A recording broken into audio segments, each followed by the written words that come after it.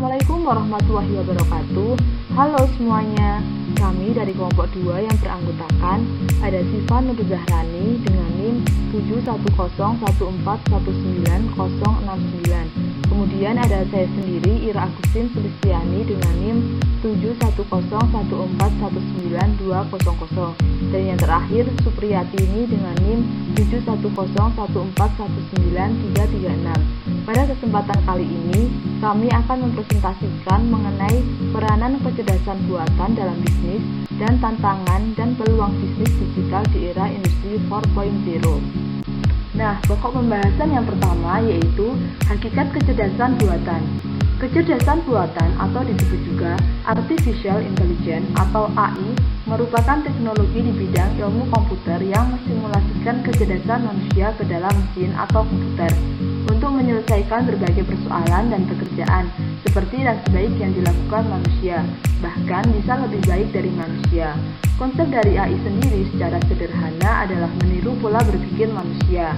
Pada dasarnya, AI adalah suatu pengetahuan yang membuat komputer dapat meniru kecerdasan manusia, sehingga komputer dapat melakukan hal-hal yang dikerjakan manusia di mana membutuhkan suatu kecerdasan. Misalnya, melakukan analisa penalaran untuk mengambil suatu kesimpulan atau keputusan. Kemudian bentuk kecerdasan buatan. Di sini terdapat 4 bentuk kecerdasan buatan. Yang pertama, ada acting humanly, sistem yang dapat bertindak layaknya manusia. Kemudian, thinking humanly, sistem yang bisa berpikir seperti halnya manusia. Yang ketiga, think rationally, sistem yang mampu berpikir secara rasional.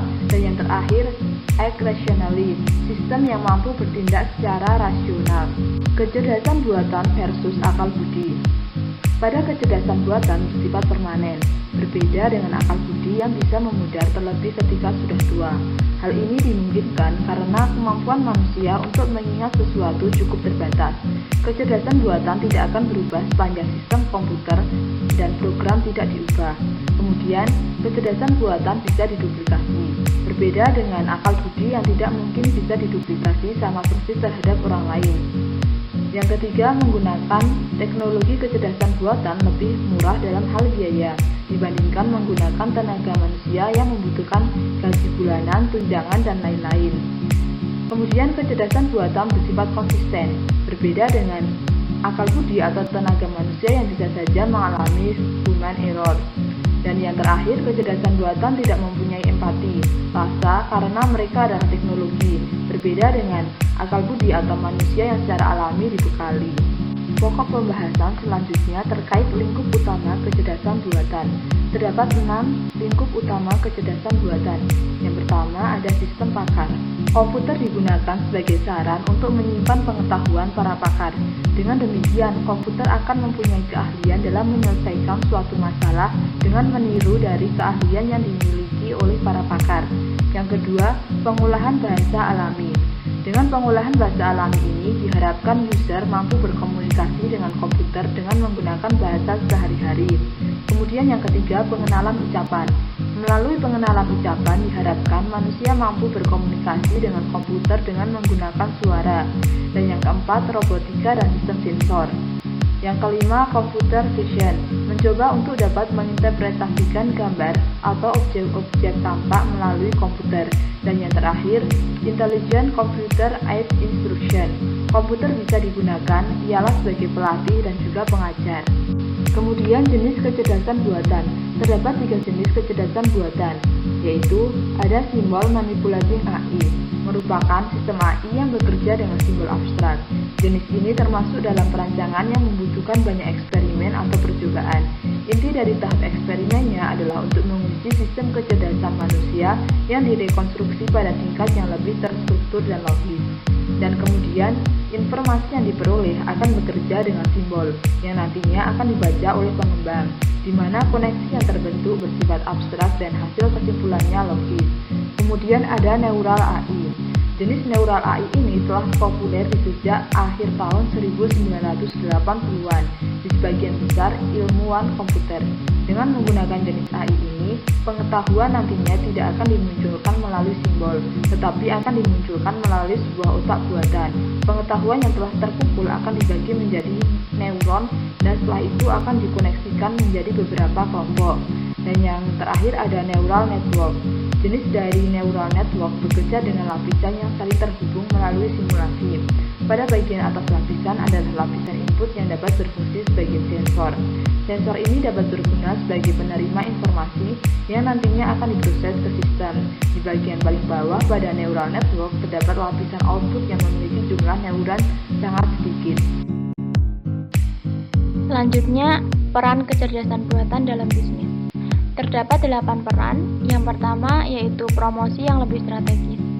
Teknologi kecerdasan buatan dapat membantu perusahaan dalam menganalisis jenis dan target promosi yang lebih strategis.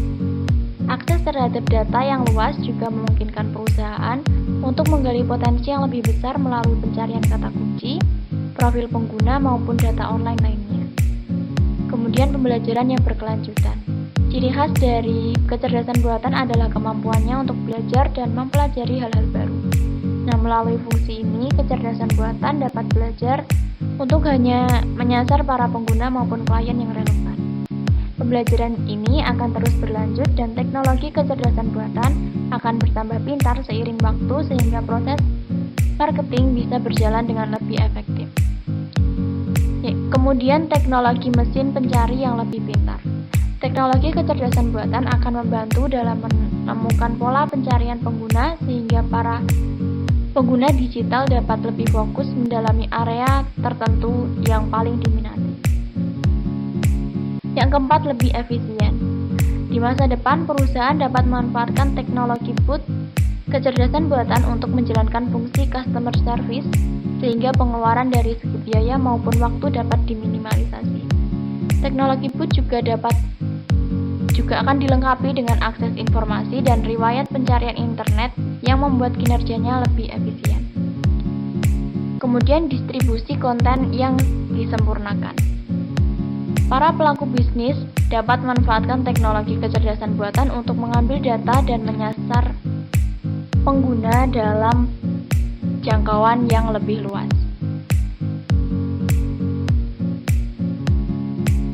Teknologi kecerdasan buatan juga dapat menemukan calon klien yang menjanjikan serta mendistribusikan konten yang berkaitan dengan kebutuhan mereka. Kemudian penghematan biaya pemasaran dalam ROI. Kecerdasan buatan otomatis menghemat waktu dan tentunya menghemat biaya pemasaran, dan sekaligus menjadikan pengalaman pelanggan menjadi lebih personal dan efisien. Yang ketujuh, teknologi pencarian visual dan pengenalan gambar. Jika metode pencarian konvensional menggunakan kata kunci, maka kecerdasan buatan ini dapat mengembangkannya dengan pencarian visual dan pengenalan gambar. Kecerdasan buatan dalam situs-situs penjualan akan semakin memudahkan pengguna untuk mencari produk berdasarkan bentuk yang diharapkan. Yang terakhir, analisis umpan balik konsumen terhadap produk. Teknologi kecerdasan buatan dapat digunakan untuk menganalisis komentar maupun tanggapan konsumen terhadap produk yang telah dirilis. Sebagai contoh, umpan balik maupun keluhan konsumen dapat dideteksi melalui platform media sosial yang populer. Hal ini akan memudahkan perusahaan dalam mengevaluasi dan mengembangkan produk-produk yang dihasilkan. Peran kecerdasan buatan dalam bidang lain. Terdapat 3 bidang, yaitu bidang pendidikan, bidang keuangan, dan bidang transportasi. Dalam bidang pendidikan, kecerdasan buatan dapat membuat pembelajaran menjadi lebih cerdas, dapat membantu mengidentifikasi peserta didik, dan menilai tugas secara otomatis. Kemudian bidang keuangan, yaitu dapat menemukan customer insight, mendeteksi penipuan, menentukan potensi jual beli saham. Kemudian bidang transportasi, kecerdasan buatan dapat mengurangi kemacetan lalu lintas, dapat meningkatkan pengalaman pelanggan, dan menjadikan efisiensi sumber daya manusia. Keunggulan kecerdasan buatan dengan kecerdasan alami. Keunggulan kecerdasan buatan yang pertama yaitu lebih bersifat permanen. Jika dibandingkan dengan kecerdasan alami akan cepat mengalami perubahan. Hal ini dikarenakan karena sifat manusia yang pelupa. Sedangkan kecerdasan buatan tidak akan berubah sepanjang sistem komputer dan program tidak mengubahnya. Yang kedua, mudah diduplikasi dan disebarkan. Jika dibandingkan dengan kecerdasan alami, mentransfer pengetahuan manusia dari satu orang ke orang lain membutuhkan proses dan waktu yang lama. Dan di samping itu, suatu keahlian tidak akan pernah bisa diduplikasi secara lengkap. Sedangkan jika pengetahuan terletak pada suatu sistem komputer, pengetahuan tersebut dapat ditransfer atau disalin dengan mudah dan cepat dari satu komputer ke komputer lain. Yang kedua, lebih murah. Kecerdasan buatan lebih murah dibandingkan dengan kecerdasan alami. Menyediakan layanan komputer akan lebih mudah dan lebih murah dibandingkan harus mendatangkan seseorang untuk mengerjakan sejumlah pekerjaan dalam jangka waktu yang sangat lama. Kemudian konsisten. Kecerdasan buatan bersifat konsisten. Hal ini karena kecerdasan buatan adalah bagian dari teknologi komputer, sedangkan kecerdasan alami akan senantiasa berubah-ubah. Kemudian dapat didokumentasikan. Keputusan yang dibuat komputer dapat didokumentasikan dengan mudah dengan melacak setiap aktivitas dari sistem tersebut. Sedangkan kecerdasan alami akan sangat sulit untuk direproduksi. Kemudian lebih cepat dan lebih baik. Kecerdasan buatan dapat mengerjakan pekerjaan dengan lebih cepat dan lebih baik dibandingkan dengan kecerdasan alami.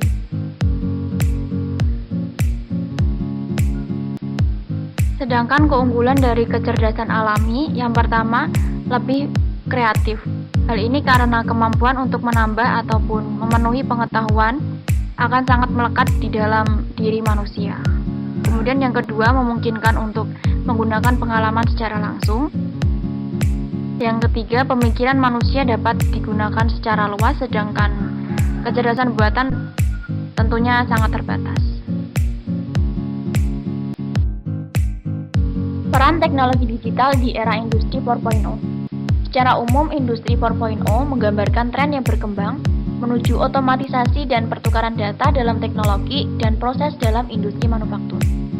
Tren-tren tersebut yaitu munculnya Internet of Things, Industrial Internet of Things, Sistem Fisik Cyber, Artificial Intelligence atau AL, atau dalam hal ini adalah kecerdasan buatan, pabrik pintar, sistem komputasi awan, dan lain sebagainya. Level industri Internet of Things dapat menciptakan sistem manufaktur di mana mesin di pabrik dilengkapi dengan konektivitas nirkabel dan sensor untuk memantau dan memvisualisasikan seluruh proses produksi. Bahkan untuk pembuatan keputusan secara otonomi juga bisa dilakukan langsung oleh mesin-mesin tersebut.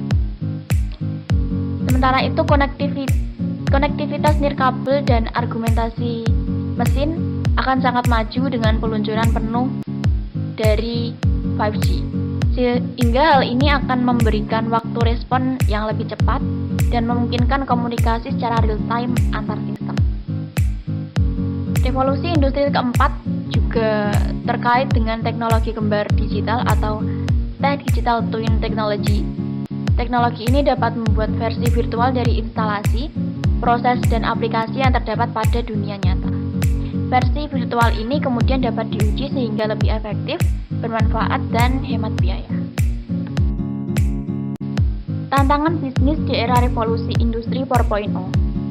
Yang pertama, berkaitan dengan transformasi digital. Transformasi digital setiap harinya semakin hari semakin maju dan canggih. Namun belum bisa ditangani dengan baik oleh masyarakat Indonesia. Keterbatasan masyarakat Indonesia dalam menguasai tantangan ini karena terlalu berlama-lama dan menunda untuk mengubah cara-cara lama atau kuno. Atau bahkan mungkin tidak berminat sama sekali dengan tingginya transformasi digital ini. Kemudian kecepatan. Masyarakat pebisnis dituntut untuk memberikan layanan serta produk dengan serba cepat dan praktis. Untuk tantangan ini, masyarakat Indonesia sudah banyak memberikan layanan produk dan jasa yang siap sedia seperti misalnya ojek online dan pengiriman paket. Jika masyarakat Indonesia tidak bisa beradaptasi dengan tantangan revolusi digital ini, mungkin seluruh bidang jasa dan pengiriman akan dikuasai oleh pihak asing yang lebih siap membangunnya. Kemudian, sumber daya manusia. Di era industri 4.0, masyarakat dituntut untuk meningkatkan keterampilan internalnya, beradaptasi dengan struktur dan cara kerja yang terbaik, serta menciptakan tim yang dapat memaksimalkan teknologi-teknologi baru. Masyarakat Indonesia harus bisa menjawab tantangan ini supaya tidak tertindih oleh negara yang lebih siap dan lebih kuat dalam menghadapi era digital ini. Kemudian terakhir berkaitan dengan dukungan pemimpin. Peran pemimpin dalam tantangan revolusi industri 4.0 bisa dibilang sangat tinggi dan riskan, karena pemerintah melalui kuasanya akan bisa memberikan akses dan menutup akses revolusi industri 4.0. Era disrupsi versus keberlimpahan tantangan dan peluang. Era industri 4.0 disebut juga sebagai era disrupsi, yaitu era inovasi teknologi yang akan merubah tatanan kehidupan masyarakat secara fundamental, serta merubahkan tatanan yang kurang dinamis. Hal ini menjadikan tantangan bagi semua orang karena menghadapi tantangan yang dinamis. Menurut Profesor Clayton M. Christensen, ahli administrasi bisnis dari Harvard Business School, menjelaskan bahwa era disrupsi telah mengganggu atau merusak pasar-pasar yang telah ada sebelumnya, tetapi juga mendorong pengembangan produk atau layanan yang tidak terduga pasar sebelumnya, menciptakan konsumen yang beragam, dan berdampak terhadap harga yang semakin murah. Peter Diamandis, seorang CEO founder Singularity University, membuktikan bahwa kemajuan teknologi secara eksponensial melalui 6 tahapan, yaitu digitalisasi, transformasi dari analog menuju digital hampir di semua lini. Yang kedua adalah deception, yaitu penipuan. Banyak orang yang terlena karena awalnya kelihatan pelan, ternyata pertumbuhan menyentuh titik legit. Yang ketiga adalah disruption, yaitu gangguan, reaksi yang mengguncang kemapanan. Gangguan terhadap kemapanan ini membuat semua orang dan perusahaan panik. Yang keempat adalah dematerialisasi, yaitu semua produk kehilangan wadah fisiknya. Yang kelima adalah demonetization, yaitu tempat penyimpanan segala data digital. Dan yang terakhir adalah democratization. Peluang bisnis di era revolusi industri 4.0. Yang pertama adalah fintech, finance teknologi. Saat ini istilah fintech pasti sering terdengar di telinga masyarakat dunia, termasuk Indonesia, khususnya di kalangan menengah ke atas yang melihat berbagai peluang bisnis dari urusan finansial. Para generasi milenial menjadi salah satu target utama dari perusahaan fintech. Hal tersebut dikarenakan ada banyak perusahaan fintech yang memberikan kemudahan dalam pengelolaan keuangan. Salah satu hal yang sebenarnya sulit untuk dilakukan oleh generasi milenial. Tidak hanya itu, fintech juga memberikan kemudahan dalam urusan pembayaran di dalam transaksi jual beli. Hal ini yang membuat fintech menjadi salah satu bisnis yang sangat sukses di era revolusi industri 4.0. Yang kedua adalah software as a service atau SaaS. Pada era industri 4.0 nanti, peluang bisnis akan banyak digunakan adalah bisnis pengembangan software as a service, di mana membuat dan mengembangkan sebuah software sebagai pihak ketiga yang dapat membantu segala aktivitas usaha lain. Bentuk penjualan berupa business to business, yaitu klien utama adalah sama-sama pembisnis. Contoh bisnis software as a service adalah aplikasi absensi, yang merupakan salah satu cara absensi online untuk karyawan, software payroll, software akuntansi, atau software retensi konsumen atau CRM. Yang ketiga adalah cold hosting. Cold adalah salah satu teknik penyimpanan database yang ringan dan sangat mudah diakses. Pada dasarnya, masyarakat pasti sudah pernah menggunakan cold, tetapi tidak tahu kalau itu adalah cold. Sebut saja adalah Google Drive, dan Dropbox. Kedua cloud yang paling sering digunakan di dalam industri saat ini. Itulah yang membuat cloud hosting sangat laku di era industri 4.0 saat ini, karena sangat berdekatan dengan dunia industri dan proses bisnis. Yang keempat adalah bisnis jual beli online. Bisnis jual beli secara online semakin menjanjikan di era revolusi industri 4.0 ini.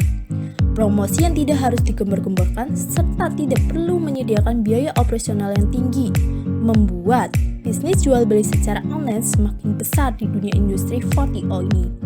Cara pembayaran yang lebih mudah pun banyak ditawarkan pada saat ini. Tidak harus selalu pergi ke ATM untuk melakukan transfer uang. Namun sistem pembayaran cash on delivery virtual account hingga berbagai pembayaran lewat perusahaan fintech telah membuat bisnis jual beli online terus berkembang. Yang kelima adalah on-demand service. Peluang bisnis di era revolusi industri 4.0 yang sering digunakan oleh masyarakat seperti aplikasi transportasi online atau sering kita sebut dengan Gojek atau GoCar. Pada dasarnya, on-demand service merupakan sebuah layanan jasa yang hanya muncul di sekitar kita jika kita menginginkannya. Bisnis yang fleksibel inilah yang membuat on-demand service semakin digemari di era industri 4.0. Yang terakhir adalah online marketing. Seiring dengan perubahan kiblat bisnis di dunia maya, industri pemasaran pun bergeser dengan cara-cara konvensional ke arah digital. Kini, online marketing telah dianggap sebagai begitu krusial sebagai bagian dari pemasaran sebuah bisnis. Fleksibilitas di internet memberikan potensi yang begitu luas kepada calon konsumen sehingga sebuah bisnis akan lebih mudah memasarkan produk mereka. Peluang tersebut membuat kesempatan untuk membuka agensi untuk pemasaran digital online marketing terlihat begitu menggiurkan. Apalagi banyak perusahaan yang berlomba-lomba mencari strategi yang terbaik untuk kampanye digital mereka. Dengan kolaborasi bersama agensi yang ahli, maka sebuah bisnis akan meraup berbagai keuntungan, baik untuk pertumbuhan bisnis mereka. Sekian. Peluang bisnis di Indonesia ada freelance digital marketing, affiliate marketing, transportasi dan akomodasi online, digital media dan agensi, dan bisnis e-commerce.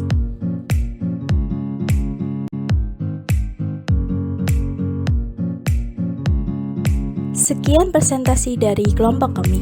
Kurang lebihnya mohon maaf dan terima kasih. Wassalamualaikum warahmatullahi wabarakatuh.